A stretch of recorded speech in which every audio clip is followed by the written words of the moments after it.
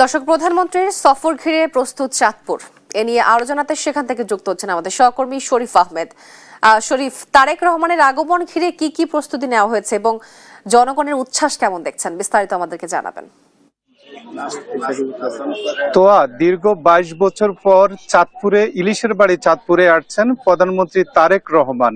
এই তার আগমনকে কেন্দ্র করে কিন্তু চাঁদপুরে উৎসবের আমেজ বইছে নেতাকর্মী এবং সাধারণ মানুষের মাঝে। আমরা প্রথমে এখানে একজন জেলা যুব দলের সভাপতি রয়েছেন, আমরা জানতে চাইবো কালকে আপনাদের কি কি আয়োজন রয়েছে। মাননীয় প্রধানমন্ত্রী বিএনপির চেয়ারম্যান দেশনায়ক তারেক রহমান দীর্ঘ 22 বছর পর চাঁদপুরে আসছেন। তার এই আগমন উপলক্ষে আমাদের চাঁদপুরের দুটি স্থানে দুটি খাল পুনঃখনন করা হবে। এরপর চাঁদপুর সদরের একটি ইউনিয়নের একটি ওয়ার্ডে পাইলট কর্মসূচির অংশ হিসাবে উনি ফ্যামিলি কার্ড বিতরণ করবেন। প্রিয় নেতার চাঁদপুর আগমন উপলক্ষে জাতীয়তাবাদী যুবদল প্রত্যেকটি নেতাকর্মী স্বতঃস্ফূর্তভাবে এই কর্মসূচিকে সফল করার জন্য সবাই ব্যস্ত রয়েছেন এবং নেতার এই আগমন চাঁদপুরে সফল হবে ইনশাআল্লাহ। এবং চাঁদপুরবাসীর যে প্রত্যাশা, বিভিন্ন প্রত্যাশা, সেই প্রত্যাশাগুলি পূরণ, বিশেষ করে আমাদের প্রত্যাশা ইপিজেড, এই ইপিজেড নেতার মুখ দিকে আমরা ঘোষণা শুনতে চাই চাঁদপুরের মানুষের কর্মসংস্থানের জন্য। আপনাদের প্রত্যাশা কি? নদী ভাঙ্গন তো চাঁদপুরের বড় একটা সমস্যা, আপনাদের প্রত্যাশা কি থাকবে মাননীয় প্রধানমন্ত্রীর কাছে?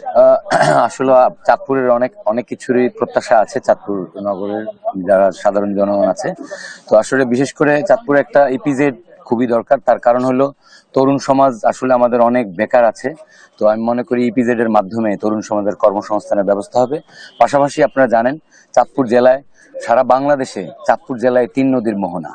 এই 3 নদীর মোহনা দেখার জন্য সারা বাংলাদেশের মানুষ এই চাঁদপুরে আসে। আমি মনে করি চাঁদপুরকে একটি পর্যটন নগরী হিসেবে ঘোষণা দিয়ে চাঁদপুরে পর্যটন করার জন্য যেটা করা, সেটা চাঁদপুরবাসীর পক্ষ থেকে এটা আমার একটা দাবি।